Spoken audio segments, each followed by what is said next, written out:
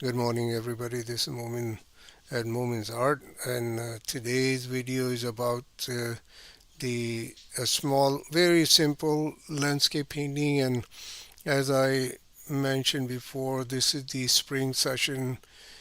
Uh, the It will be 8 classes in there. That today's the third class, and I will be discussing different subject matter: landscape, cityscape, and the seascape. So these are the three common subjects that people like to paint. And then in the summer I will be discussing more of still life, like flowers and birds, and like that type of stuff. Not birds, I would say. I'm not going to include animals in that session in the summer.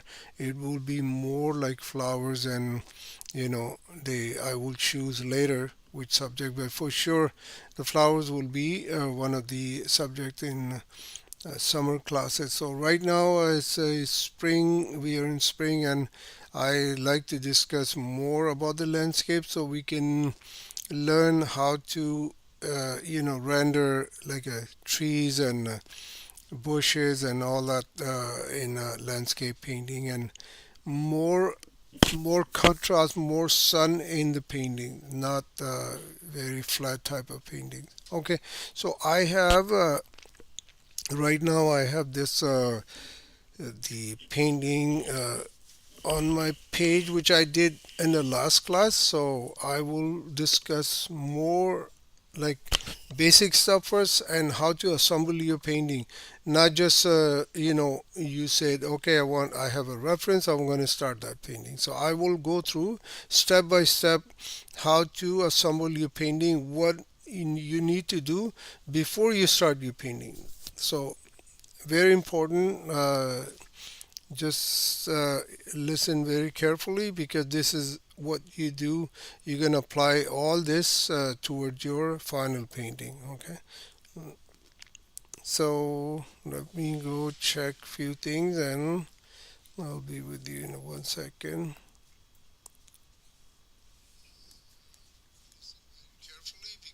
Okay, everything is working fine, so I will go and okay, so here is a page I discussed earlier in the classes. So today painting, let me put that on, and so I can show you what I'm planning to do today.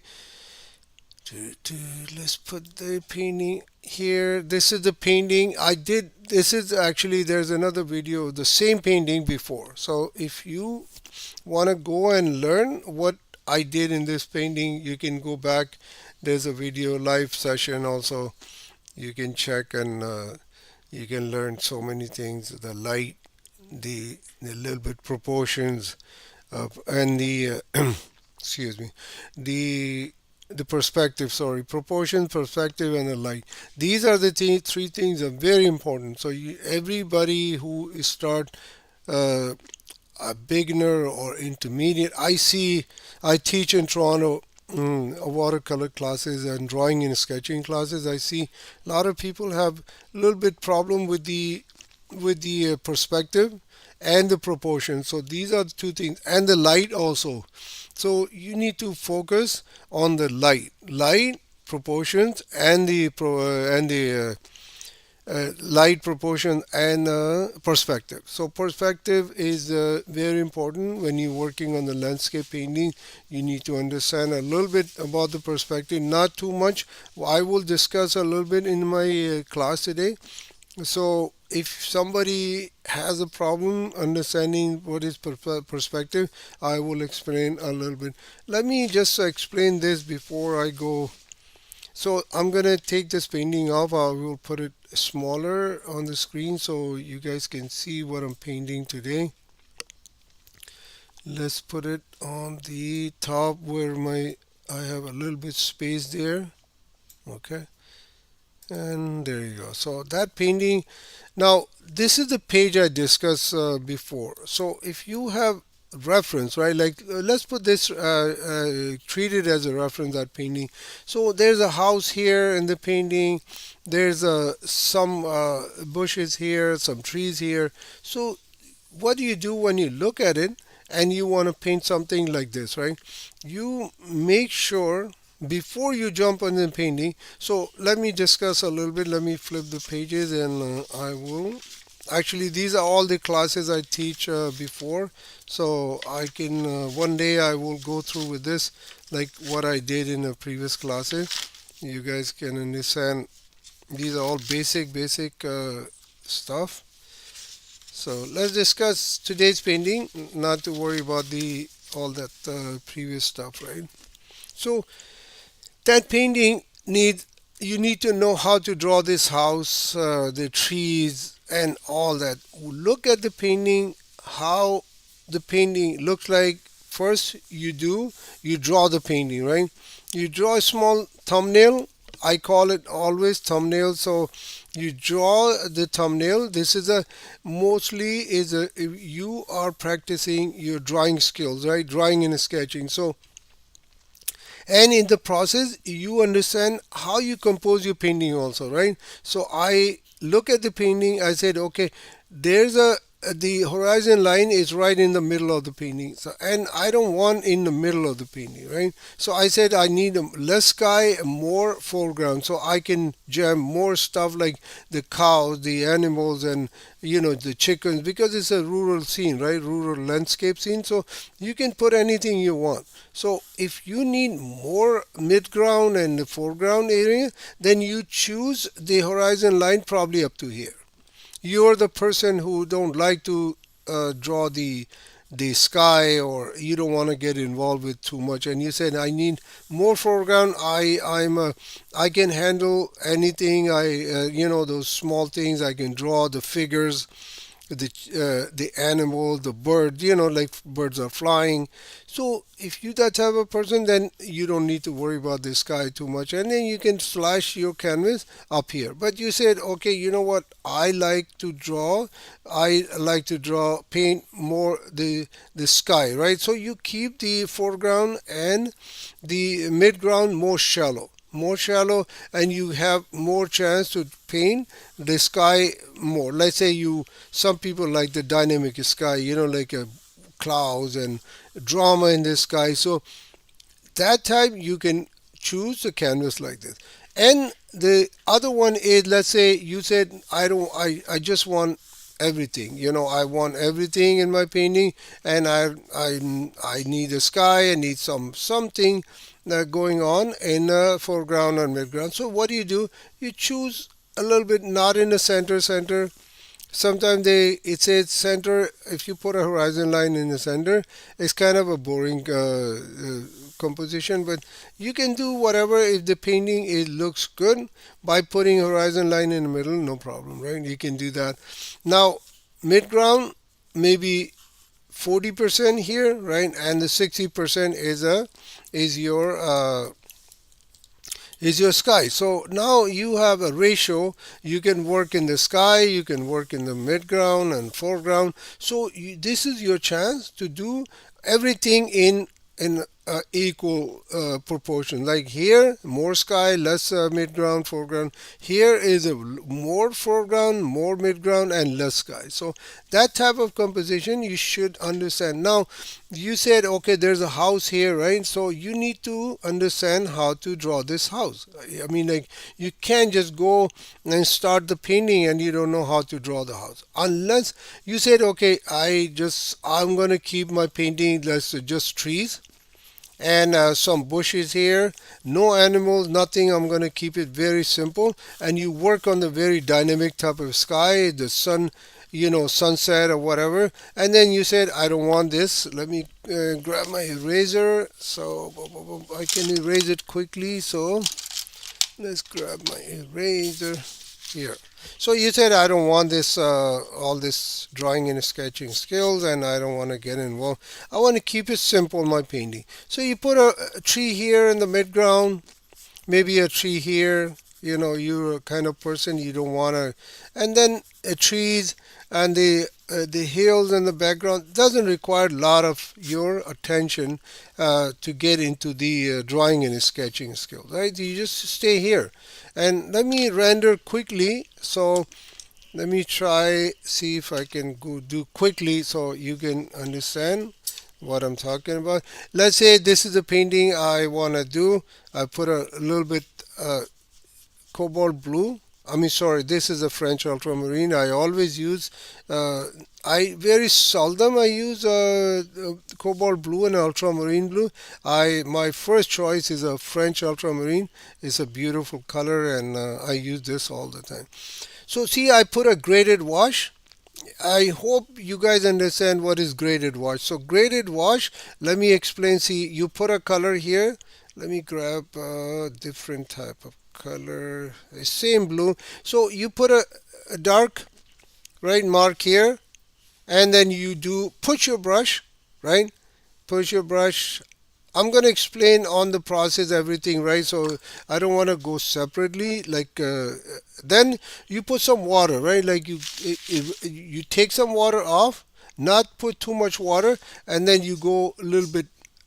Put some water. If you don't want to put some water, you can use drag your brush with the color and make it. This is a graded wash, basically simple, very simple, no rocket science, nothing. You just go put a mark with any pigment you have, any color, and not you don't need to do a blue, and then you just rub your brush the other side of the brush and keep it. This is another way of doing it, the graded wash. So you go keep going, bring this the pigment down, and here this is another way of doing a graded wash. And you see I have some colors accumulate at the end. I will clean my brush. Make sure your brush is very dry so you can pick it up, and then you can go backwards also. You can take all the moisture out of the paper along with the pigment. So what happened, you picking up the pigment, when you pick up the water out of the paper, the pigment comes along. So water is act like a horse, right? And the pigment is rider. So whenever water goes, let's say if I put a streak of like a water, and then I will put some color in it. See that it runs automatically. I just drop just a pinch of water, the pigment along with. See that it's running. So water takes its pigment wherever you put a water. This is what the watercolor is. It's not acrylic. Acrylic is different. Oil is different. Pastel. All these dry mediums and the wet medium. This is the wet medium. This is a characteristic of the watercolor. So more you push the water, the pigment goes along. So here, if I go here and push this wash from getting here, I can bring it down here. As long as there's a moisture, there's a water in there on the paper, you can play with that. You can play whatever you want. Let me put some cadmium red. And here, see the cadmium red? I put in a little bit, and the wash is working by itself. So as long as there's a water in there, the wash is working in the background, working very slowly because I'm working flat, right? So you can, if you want to work wash working differently, you can tilt your paper and the wash will start dropping down on the gravitational forces, right? Because it's all pulling by the gravity, right? The water is going down and the pigment going down as well, along with the water. So it's all on the discretion of the water, the pigment. It just go wherever the water goes. So here, if I tilt my the sketchbook here, then see that all the pigment is riding on the water and it goes along. And in the process is mixing here and there and it creating a nice texture, nice granulation here. French ultramarine is a very transparent color, so every time you use transparent color with the opaque colors, it creates a nice granulation. So right here, see that nice beautiful texture here. So if you said, okay, I don't want this excess color here, just wipe it off your brush, right, with the paper towel. Make sure that brush is very dry because you need to make sure that it just take all the moisture out of the paper. You dry the brush out and you take it out. You take it out, all the moisture, and keep your wash up here. So all the water is gone. Now the wash is settled down. I can put my brush back, dry this up. Make sure you always dry your brush. You don't want to leave the brush with the water inside, otherwise it will deteriorate all of your expensive brushes. So see, this is how the washes work. So when you are new to the watercolor, you make sure you practice all these things: the composition, the drawing, how to draw small things, how to draw if houses, right, the sketch of the house. Practice on the side, understand what is perspective is. So let me explain perspective quickly, and then I will go and do the painting, because I don't want to do too much information, because otherwise it'll be too much, right? So house, you make sure that type of structure you understand how to draw from different angles, not just from the side, right? You can draw from the front, from this side. It's very easy if you follow the instruction and the process. It works really good. So here I draw three houses, and you can draw another house at the back. So that's how you draw. And animals, if you want to draw cows in your painting, then you work separately. You practice on cows, how the cows are look like, you know. So different stuff. Put a bell in to make sure it looks more like a cow. So you put a little bit bell on its neck, and create some uh, form like it looks like a cow here. So this type of stuff you want to keep working on your sketches, and you can add this in your sketches also. And then you learn about the light, how the light works. See, this house, if I expose to the light, and make sure if let's say if the light is coming from here, so the front of the house will be darker because it's less exposed to the light, right? And the trim of the roof will be a little bit darker because it's casting some shadow. So here, dark, a little bit window casting shadow, and then the house will cast some shadow like that too. So it depends where the light is, right? If the light is here, then the casting shadow will be shorter. If the light is here on the close to the horizon, the shadow will be longer. So that's how you should understand how the light works if you wanna go more into your painting, that type of painting like a house and animals and all that.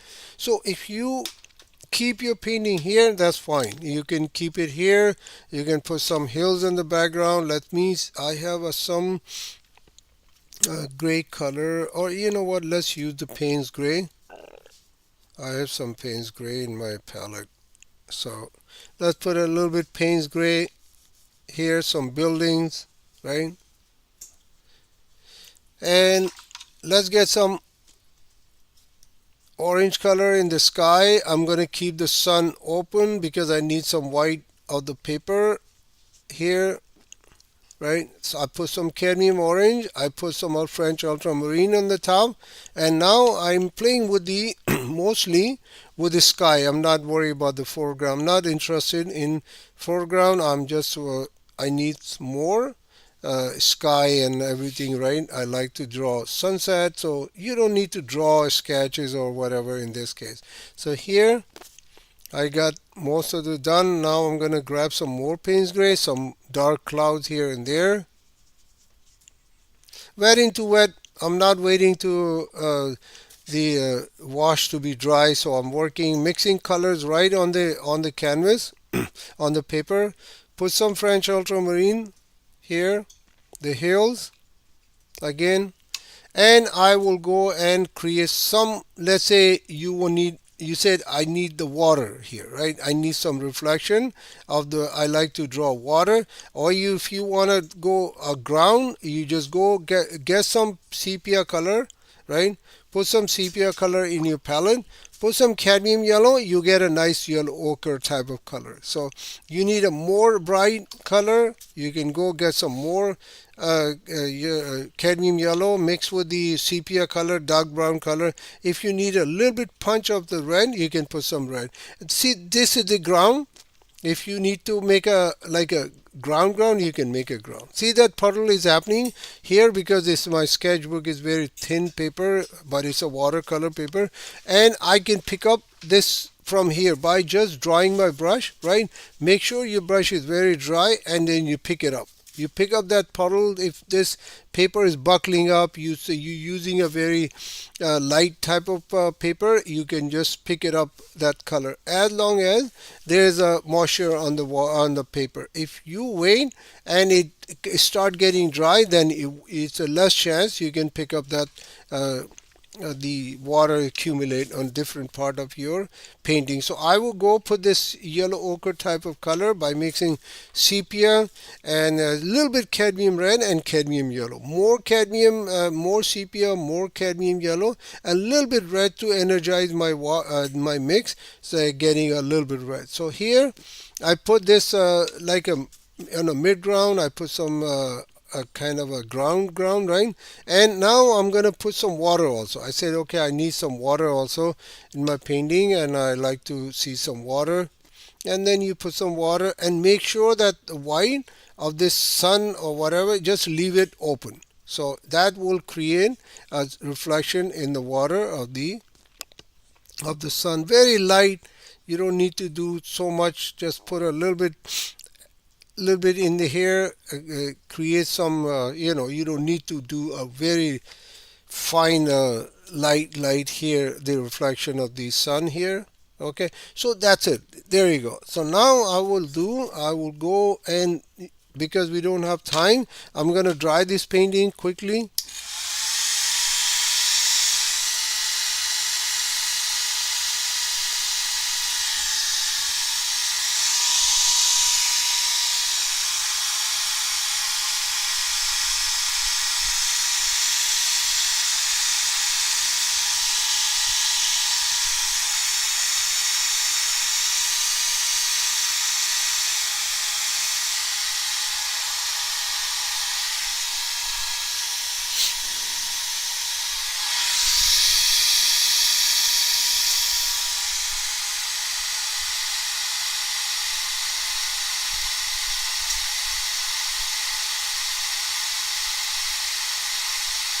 Okay, so I don't want to dry too much. It's done. Okay, so once the painting is done, now it's feel like you started the painting on the dry paper. That's what it is. A lot of people think, oh, there's a wash in there, and if I put another wash here, and it will be a problem. No, there's no problem, because you have basically you have the surface is already dry. So if I put a streak here, no problem. You can put another streak here in the water, bring some water, look right, like the kind of ripples or waves, and it's a calm water, so I wouldn't do too much here. So this is how it's basically you are working on the dry on wet as you start your painting with the like a dry paper, blank paper, right? So here, and I will go put some with the sepia color. I can put some more dark color here, create more contrast in my painting, a little bit more. And I can glaze it also. See, the painting get dull because every time water evaporates, excuse me. So the water goes, and now there's a less contrast. So what I will do, I will glaze it. I will get some cadmium yellow and just glaze it a little bit. Bring some more contrast in your painting. I can get some cadmium orange. You get cadmium orange, very not very dark cadmium orange, very with the watery type, and then you could put some cadmium orange and bring some more energy to your painting, more contrast with just by glazing it. And the previous wash will be there. All it does is just you overriding another wash on this this is called the second layer. I dropped something here, so no problem. And you can go all the way on the top. If you don't like that blue sky, you can glaze it, and it will be a nice, it will build a lot of contrast. Same thing you can do. You can go get some Prussian blue and then you put on the water also, create some more contrast, more nice type of colors here, and then you go put some Prussian blue here also to create another layer. And now see, I'll draw this painting again.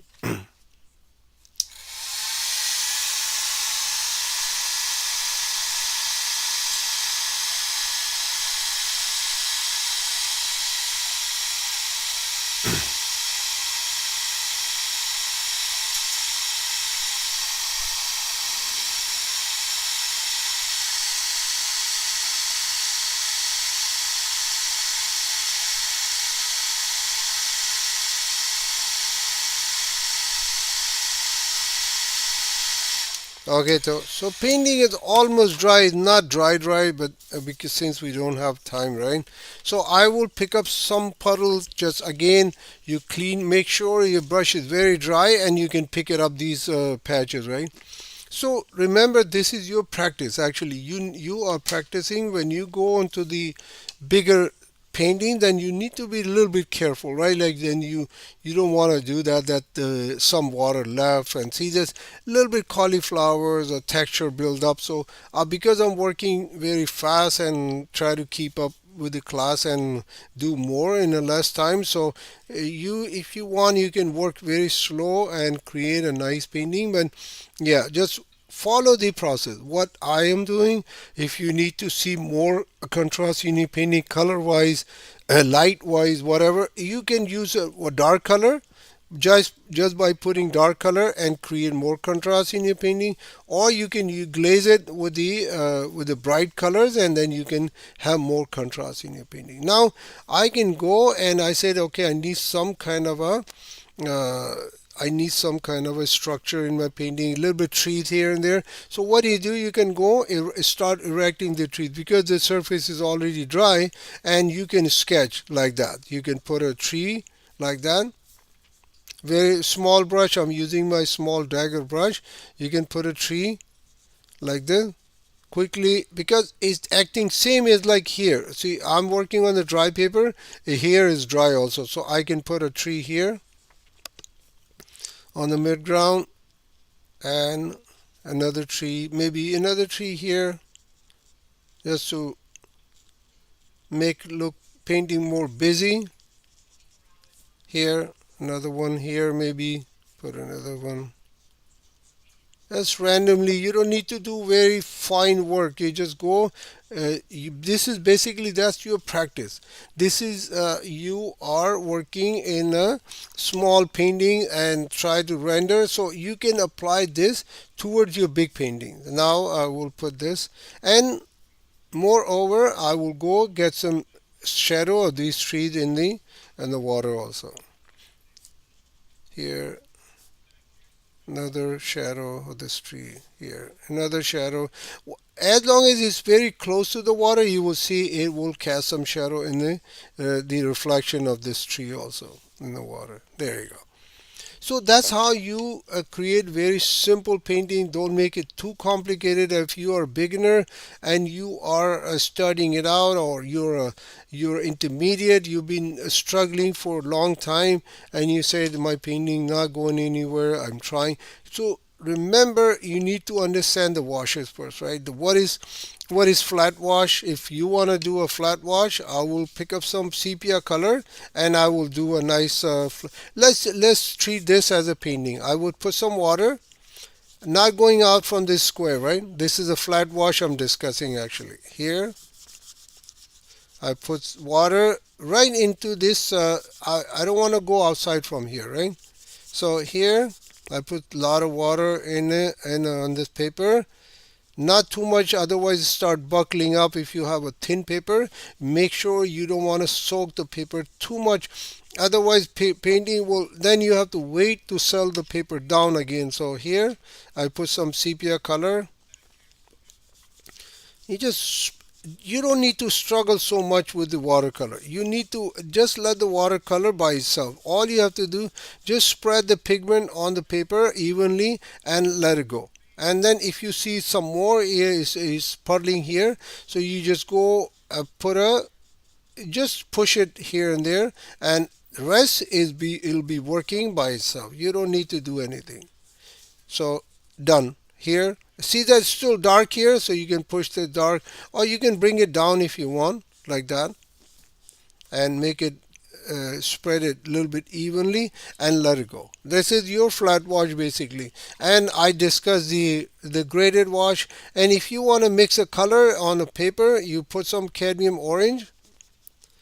Let's say I have some cadmium orange in my paper, so I mean in my palette.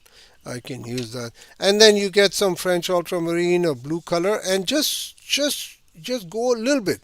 If you go too much inside, then what happen, it will become a gray color, because you are mixing three colors. Blue, orange is a yellow, and red. So what happened when you mix all these three colors, it becomes gray color. So that's what happened here.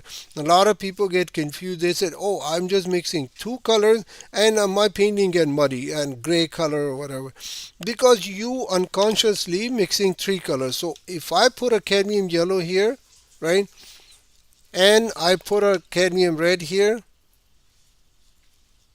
right, so that is the cadmium. If I mix these two colors, that I get a cadmium orange. That's what basically happening here, what I did here. So I have a nice, let me put some more cadmium yellow quickly here. So this is the cadmium orange, right? And there's two colors already in there. Now if I bring the ultramarine blue or French ultramarine, put it here, so that is the third color. Now as soon as you push the third color in there, and it become a kind of a brownish gray color. If the red is more in this wash, so what happened, this become a brownish gray color. See, I put a little bit more blue, so what happened, it becomes a brownish, no, bluish gray color. So if you put some more cadmium red or whatever, it becomes a brownish type of gray color. That's how you mix your neutral tints. You don't need to buy a separate tube. If you have a Payne's gray, lamp black, fine, you can use that, and you can mix, change the, let's say if I have a cadmium red and I don't know how to make this cadmium red darker, this is the hue of the cadmium red. So if I need to make it darker, you can use the sepia. You can make it, put some sepia color in it and make it a dark red color, right? Or you can go get some, let's say I put more cadmium red here. If I want to make it darker, I can use some lamp black, but you don't want to go too much, otherwise it will be a problem. So you just put some lamp black in it, and it will change the cadmium red to darker type of cadmium red, very dark, because you changing the consistency of the black, I mean the cadmium red. Here is a sepia. It will give you a different color. Here, here you put a little bit French ultramarine. I mean French ultramarine, so it will be a different red color. So that's how you change the certain color. Let's say if I have a cadmium yellow, and I want to change the I want to make this darker, so I will pick up some sepia color, or burnt umber, burnt sienna, or maybe a burnt umber if you have. You can make it yellow more darker by just putting some dark brown color, like that. Although the dark brown color is a mixture of three colors, so it already a gray color, or but if you put some, that's what happens. See, if I put a brown color here, right, the sepia color right here on the painting, right, and I will bring some French ultramarine, it will become a nice gray color. Let's put some more here. I got a beautiful, like a brown, dark brown, gray color, very dark, kind of a blackish type of gray color. So if I put more French ultramarine in it, it become a nice bluish gray color. So this is how you mix color. Make sure that you understand all this before you go into your final painting, right? So these are all the information about watercolor, right? And again, once you're done with the washes and everything, then you go to the drawing, and you make sure your drawing is good on the or how to draw certain things, whatever is in there in your painting. Then you go and control the light. See, this house is here. I go put a little bit dark color in the front, right? And I will use some orange color just to create the roof of this house. Let's put some cadmium red also, I mean cadmium yellow, to make it a little bit more paler type of orange color. So this is here. So light is coming from here, and the roof is casting some shadow. So I will put a little bit sepia color at the edge of the roof, at the trim, and then I will create some light here. Just putting a dark value here, a little bit dark value at the edge, and there you go. This is, and then casting shadow will be a little bit kind of a light gray color, so I mix sepia and French ultramarine, and then it casts some shadow also. The window, if you want a more realistic look, so you can do some window cast shadow also, but not much, otherwise it'll be too much in your painting. So that's it. This is basically is all about watercolor in one page. If you understand what I did in this page, you will have no problem of doing a painting. A small painting, not too complicated. the Just keep it simple as possible and apply that information towards your painting. See that now this wash is almost dry, right? I got most of the moisture gone. You feel it. It's still wet, right? But I can go and start doing some doodling. I will go get some sepia color, mix my nice brown color, and I can put some hills here on this, a little bit here, there. Mix cadmium orange and a sepia color like this, a little bit here, and then I will grab my white color, white cadmium, the titanium white. I use it all the time, so you can use it too, and get some titanium white. And then you put, let's say if it is a seascape or something, you can put a little bit birds here, one here. Although the paper is still wet, it's not very dry yet, but I can do some sharp marks on this paper because it's kind of drying, right? It's not dry yet. And then you can put a moon here, like just create a nice painting, right? Out of that, whatever you did with the white, the wash, don't let it go. Like create something out of this wash you practicing, and create a small painting which make it make you happy. That's how you create a flat wash, and then you can create out of this small flat wash, whatever you practicing, you create a nice painting out of it too.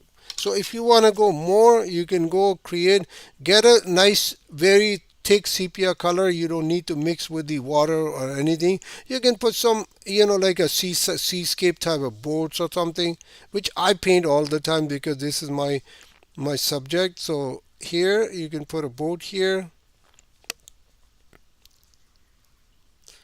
cast some shadow because although it's kind of a night type scene, but here I would put a mass of the boat, maybe a harness here, cast some shadow here of the rope, and just put a little bit energy marks on that on the foreground, a little bit here and there. Just put another layer of the colors, maybe a cadmium yellow if you like more energy to your painting. Then you can put some cadmium yellow here and there. Finally, if you want more energy and you need more drama, you can put a little bit water, get a Prussian blue or cerulean blue or any blue you have. You just put a little bit water and your painting is ready. That's what basically this is watercolor. That's how you create a beautiful painting in very short amount of time. And let me just put a zoom in so you guys know what I did actually.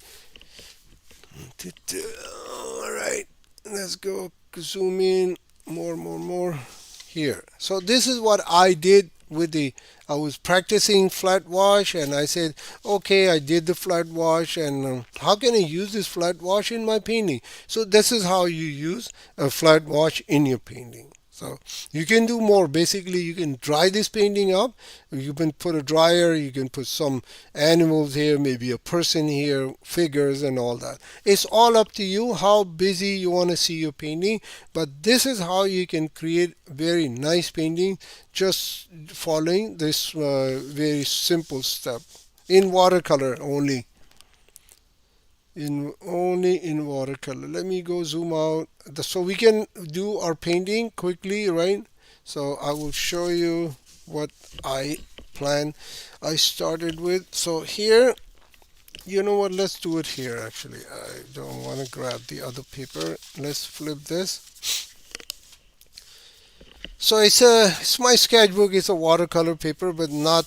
It's almost like very light paper. My sketchbook, the paper I use is a Fabriano.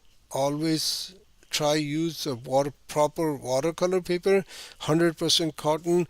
Minimum it comes in 90 pounds. So 90 pound, 120 pound, 200 pound, 300 pound.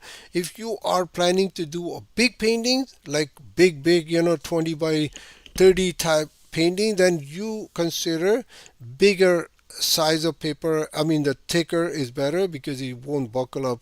If you have a mid-size, let's say 15 by 20 or something painting, then you consider like 200 pound, maybe 120. And then a smaller painting like this, 8 by 11, you can select maybe a 90 pound will work good. As long as you like, see, I did here, I put a masking tape on this paper, and you can do this. uh, Always do this if you have a loose sheet and you cut it from the loose sheet. Yes, if you have a block, that's fine. You don't need to put a take out from the block because it's already firm on the block, so you don't need to tape. But if you have a loose sheet, then you should have some kind of a board or foam board that is a waterproof. So put this on it, paste it. If you want, prime it. You want, I don't know if you guys know how to prime it. So you just put a little bit water on it and dry it out. And if you want to keep it dry on the room temperature, and I don't have time, so I most of the time I put some water and I hair dry, you apply hair dryer and get it ready, get my paper ready, and start working on it. So this is what I was planning, but because of the time not enough, so we'll keep this for the next week. And let's do this painting what I promise you guys that I'm gonna do. So here I'll put a horizon line. So the house in this painting, I will move it here. So I'm gonna change the composition a little bit, right? Not keeping what it looks like in the painting. So I'll keep the house here, but I'll keep the direction and everything same. So here, let's put a little bit tree here for the composition point of view, and one tree here because I want to cast the shadow of the tree so I can explain that what happen when you have certain things on your painting and how it casts shadow on different surfaces. So here, done. I don't want to go make it too complicated because just show you what do you do with this painting. So I will grab some Prussian blue, keep it here because I don't want to mix with I can use this red. I get some French ultramarine and I'll put some washes on the top. I'm not worried about the sky or whatever because the sky is not my I'm not too much interested in sky, so I'll keep it very neutral as possible. And see the blue color, I can go into the mountain because mountains will be darker, right? So you don't need to worry about by putting a color into the mountain because this is going to be a dark. But what you worry about the house, like that type of uh, objects, you don't want to put water, I mean the paint, the wash on these objects because if you by mistake you delete it, it's very hard for you to bring it back. Yes, if it is small, maybe there's a chance you can bring it back, but if it is too big, then impossible in watercolor. You can bring it back. So sometimes people delete it by mistakes, and because they are very excited and they are focused on other things. So what happened? They delete very important stuff sometimes by mistake. So here I put some water, and there you go. So see, I kept some white here. So I can use this white for some any other reason, right? So now I have this beautiful dark orange color with the sepia, and I will put some here for these mountains, not too much, otherwise it'll be too much dark here. So here I'll put it here on the beside the house.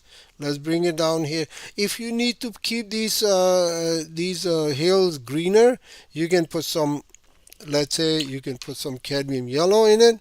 I have some cadmium. You can put some cadmium yellow, and then you can just write on the paper wet into wet. You can bring some cerulean blue or Prussian blue. You can make them a little bit very dark type of green color. If you want to, you don't like the brown color or yellow ochre type of color, so you can use some green color for these hills.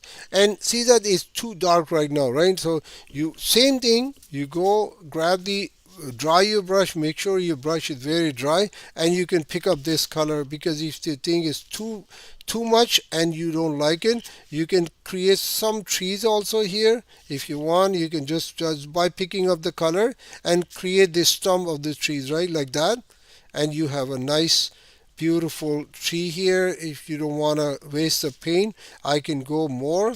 I can go pick up from some here also, just to create more interest, more, more make more painting more busy. I can do this here also. Let's pick up, since we are picking up some color, so I will go with the edge of my brush. Make sure the brush is very dry. If you don't dry your brush, then it'll be a little bit challenge for you, okay, to pick up the color here. Okay, done. I got some structure ready for the painting.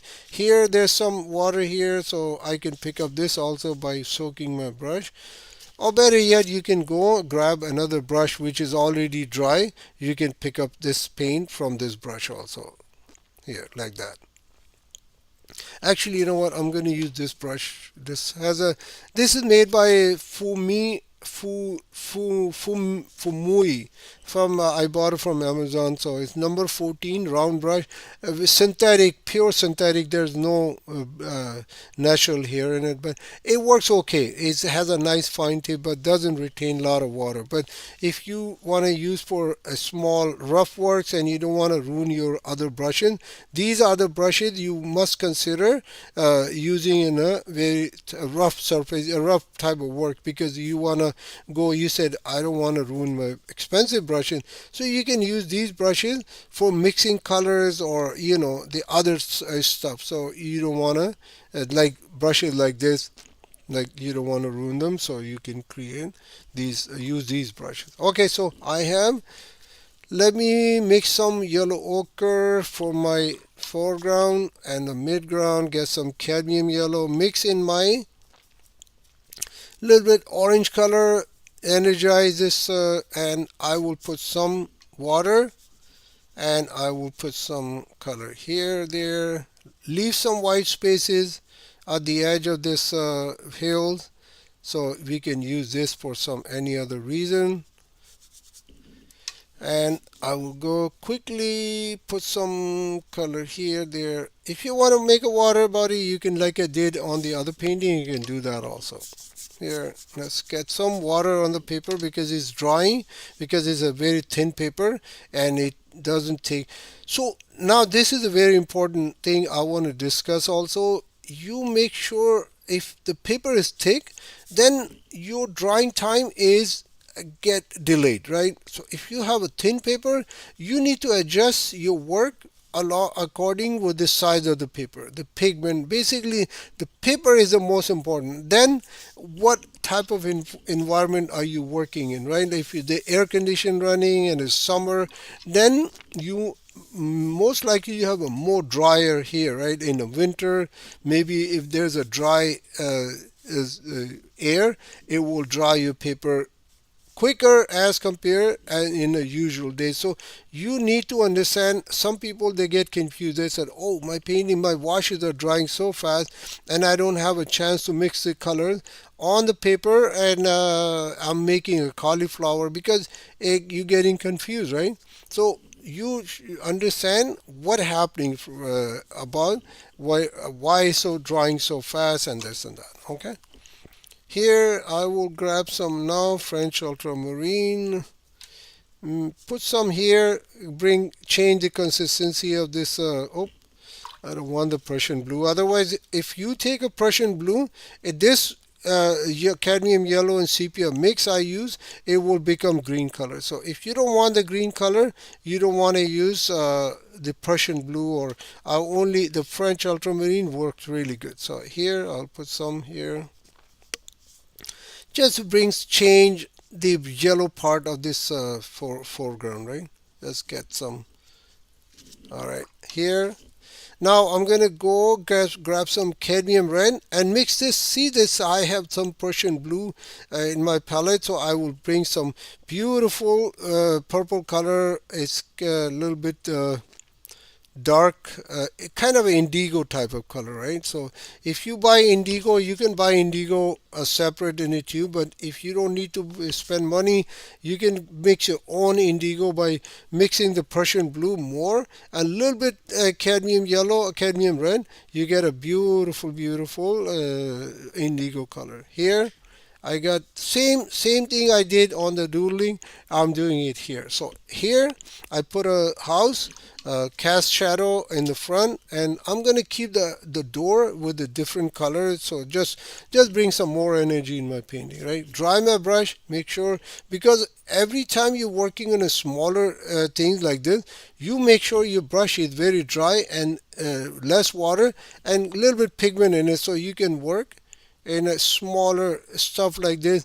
If you have a more water, what happens when as soon as you touch it, the paper, all that water from the brush will drain on the paper, and then you have problem. So you don't want to do that, right? You keep a brush so much dry that you can work easily, and then you can have so much water, so it won't release on the surface of the paper, otherwise it will create some problems here. Here some doodling here and there. Let's get some sepia color, make this cadmium yellow, the yellow ochre type of wash a little bit more dark, so I can create these trees by the same brush. I'm using the edge of the brush, right? So it create a nice sharp marks, right? And less water, more pigment in it. So I put one tree. Get some. If you need to create more darker trees, you can put some more dark sepia color in it. Here another tree. Let's make this the army of the tree. Although it's not very good for the composition point, but just to show you what you can do, right? So here, this tree here, you don't want to do too much because it doesn't look good. But here, because of the painting, I'm just erecting these three for you to know. Okay, done, right?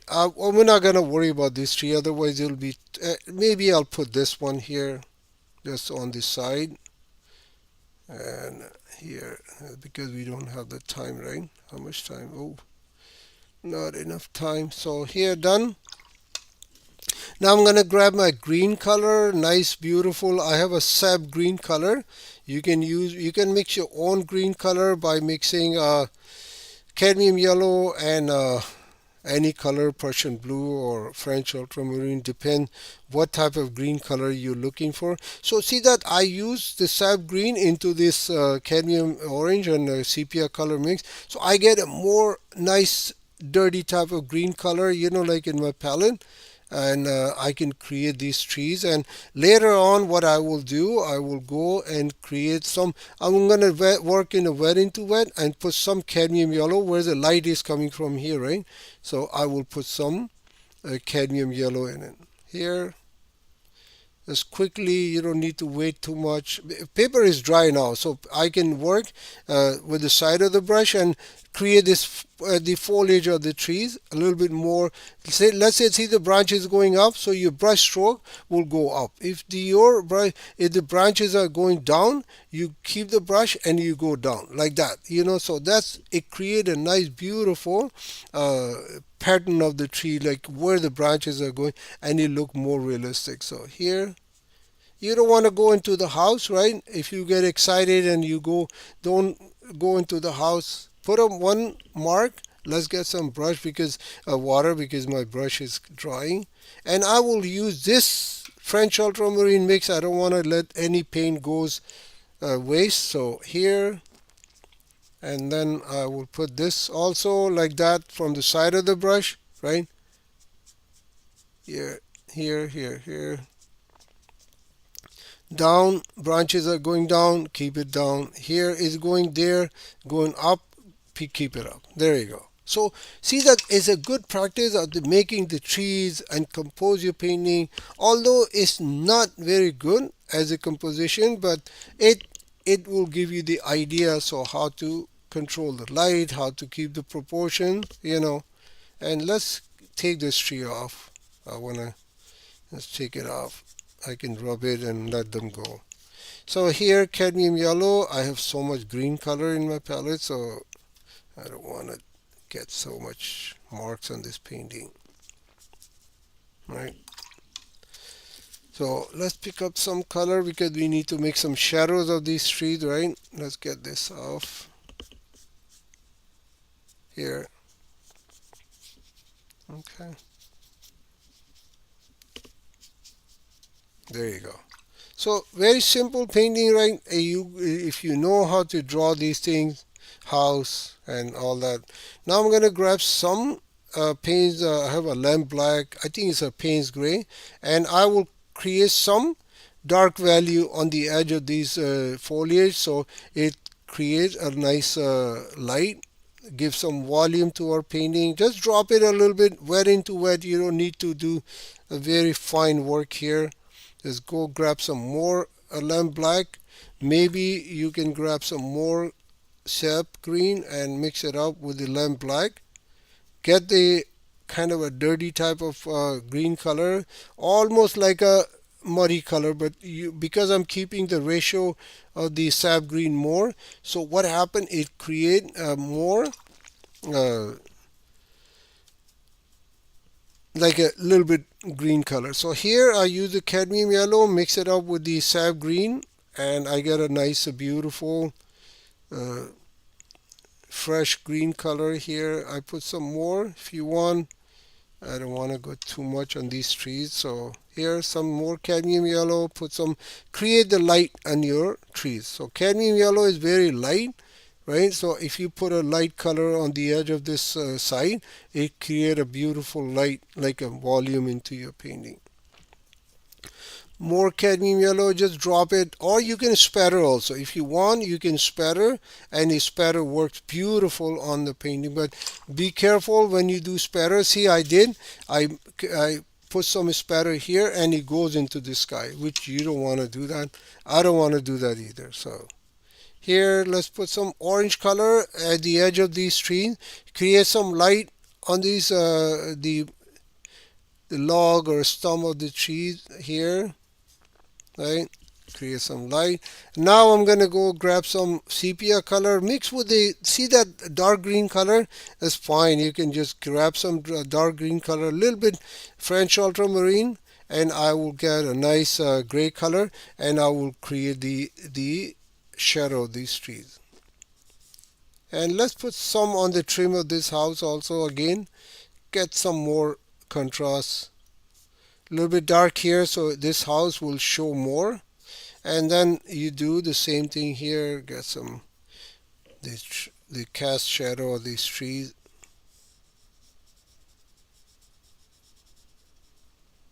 Right here. Now see that this cast shadow, I will bring it down here, just to show you what happened when you have when the shadow goes on the different type of subject, right? So I will grab some more cadmium the French ultramarine, get a nice bluish type of, because white surface, when the shadow goes, it create more like a bluish type of shadow. So here is more brownish, you can get away with that. But on the white surface, let's assume this house is white, surface is white, so it will go and create some like a bluish type of shadow on this house. So here I put it some on the house, and I will, you know what, I will keep this roof more orange. So let's get some cadmium orange.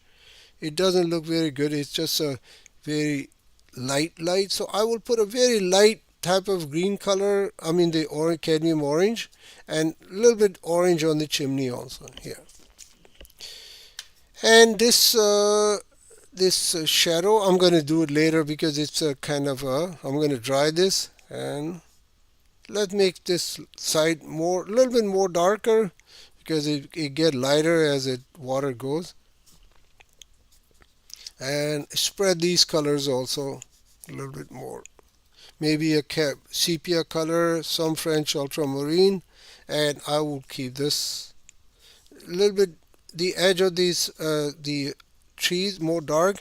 Now you can put a little bit branches here and there after you finish. You can create more drama, more excitement into your painting just by little bit branches. See, this tree is sitting very, not too much excitement in this tree, so I will put some dark value here, and I will just put a little bit, these branches are peeking from the foliage, right? So here I will put some here, a little bit dark here, and that's it. So this is the painting is done now. Okay, so painting is almost done. Now you can go your chance to grab some cadmium orange, sepia color. You can put some structure here. Maybe you can put a fence here like that. You can make a passageway. Maybe you can now this is how you create the shadow. This is a very important. You have to make sure you learn how to draw the house, right? Put some dark here by the chimney. I would just bring some dark here again because I need to get some more contrast in this house. So, and then you can put a little bit dark value behind this house, no matter it is there or not. Just put a little bit dark, so what happened, the house will look more visible. This is what our focal point is. So make sure that this is done. The tree, the hills, the foreground, the colors, all is helping this subject what you try to paint, right? Now I will put some more dark color, because since sepia is in my brush, very thick, very less water. So here, and then you can go, now you done, right? You have your painting ready. You said you want to do more, you can go put some chickens here because it's a rural scene. Now is your chance to energize more, like you put some more chickens or birds or something, like create more interest to your painting like that. And you can draw with these big brushes also by the edge, by holding the brush like this. Pinch the brush. I call it pinch the brush, and you can create a nice small, because its edge is very sharp, right? Like it's a sharp, and brush is less water and more pigment, so you can work very small type of work like that, very sharp. And then a little bit water. You don't want to create a very dark casting shadow, so I will go get some more, clean my brush up, get some French ultramarine, get some nice like a bluish type of gray color, and then you cast the shadow of these birds here, because these are, that what it shows, they're attached to the ground, they're not flying or something. Yes, if there's a bird is flying, let me put this here in perspective so you guys understand what is this all about. Here, if I put a, let's say a seagull or something, a bird is flying, let's say flying here, right? Let's put it here. Okay, and maybe one here, right? So, and they are very close to the ground, right? So the casting shadow will be like that. it will be like this. So that's how you show that these objects are not too close to the ground, not on the ground. So it just, I mean, too close to the ground, but not on the ground. So, and then I will cast some shadow. If you're doing a seascape, this is very helpful. This works beautiful.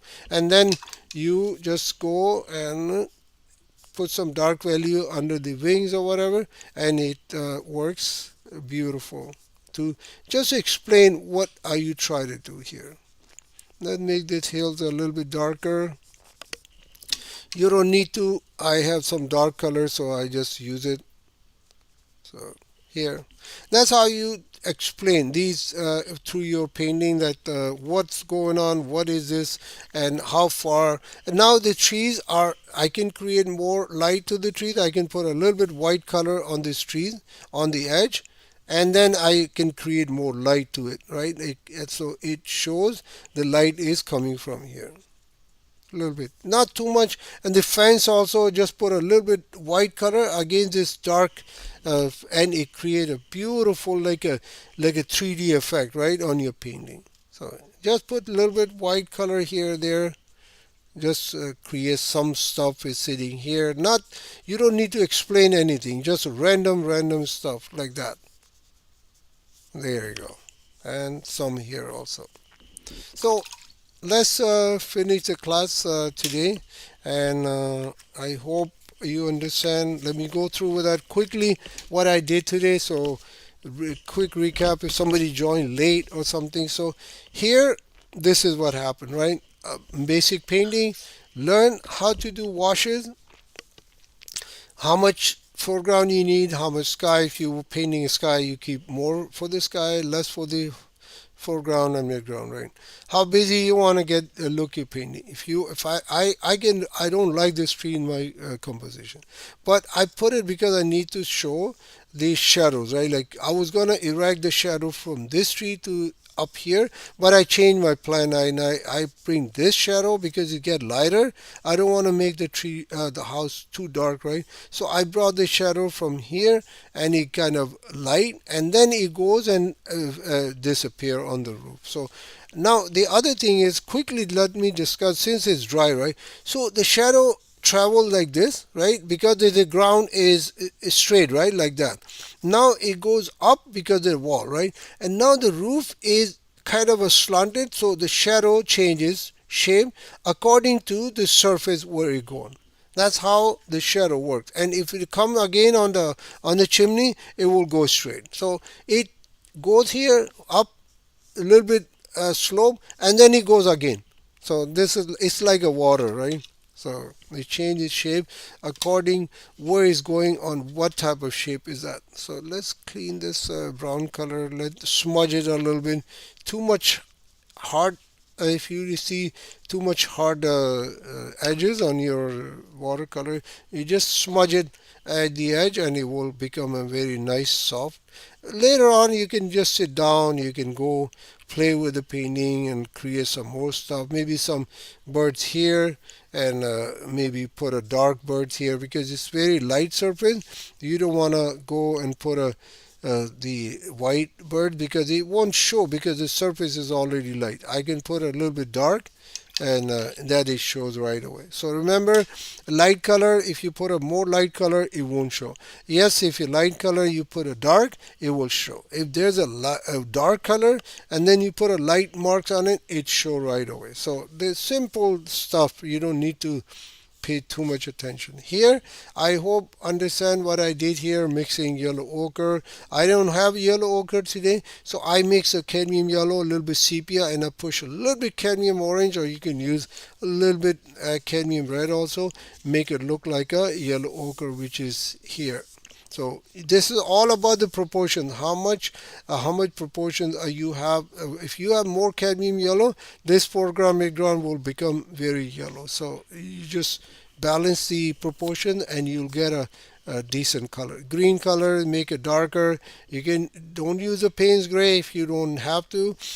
Push some blue color in it, and we'll get darker, nice, beautiful dark green color. So if you really want to get really dark green color, then you bring some lamp black, Payne's gray, and neutral tint, whatever you have, right? Okay, so let's go back to the previous page. Let me dry this up a little bit. There's some moisture in there. Let's dry this up. Let's go back and the previous page. Oops, it's all sticking because of the water here. See that I did a small painting. Again, how much sky, what do you want to do? If you don't want to get involved in the sketching and drawing, you can go and keep it very simple. Let's zoom in. Actually, I don't want to show the palette because we don't need this palette right now. So let's go here, right here. So structure, sketching, drawing, you don't want to get involved. You can keep your painting very simple. You just go, let me just take this off to image to, actually we don't need this image now. Let it go. So here, drawing and sketching, assemble here, right? You don't need come here if you need a drawing and sketching. Go there if you don't want to get involved with this here. So simple. Washes, graded wash, flat wash. I start with the flash wash, finish with the painting. I mix some colors here, cadmium orange. Don't mix too much color, otherwise your painting start getting grayish color, more like a neutral tint. So more mixing on the paper, that's a little bit a danger of the that when you are mixing colors on the paper wet into wet, then it will, chances are, if you're not trained properly, your colors will become like this. If you are not trained and you said, okay, I don't want to get involved wet into wet, let your first layer dry. Like I did here, I glaze it. It was looked like a dull, right, color, and because of the paper, the water is gone. So I glazed it. I put a more fresh, just straight from the tube, lemon yellow, cadmium yellow, and some cadmium orange, and it create more bright painting, right? So you can do that.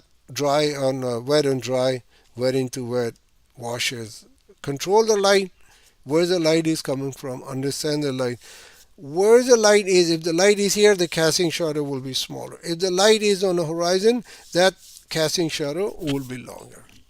Okay, and then you can create, just bring some poster color like this, get a poster color, right? Very, very opaque white color, and you can create some birds and put a moon and some boat here if you're okay with the sketching. So this is it. Basically, this is all about watercolor. If you are beginner, you need this. This is all. This is what it is, actually. If you understand all these things, you can do a beautiful watercolor in very short amount of time. You don't need to worry too much. And yeah, so okay, let me finish the class here. And thank you so much for being here. I hope you enjoyed the class today. Please subscribe the channel if you don't subscribe yet. Hit the bell icon button, so whenever I'm go live, I do live classes. I don't have time to render the videos and put a video separately, but that's what my chance is. To live is much better for me, so I can create live contents more. And yeah, if you please tell your friends to subscribe to the channel, help me help the channel keep going. If you have more subscriber, more retention time, I'll keep the channel. Otherwise it will be take so much time of me on Sunday morning to just to do the classes like this. So okay, all right, have a good weekend, and hopefully I'll see you next week. And so the next week I'm gonna decide. I will put on the YouTube that what type we're gonna, most likely we're gonna do the cityscape, one of the Toronto simple cityscape, so I can help you to understand how to render a cityscape. But just remember, cityscape require more sketching, drawing, and a little bit perspective also. Okay, I'll see you next week. Thank you so much. Take care.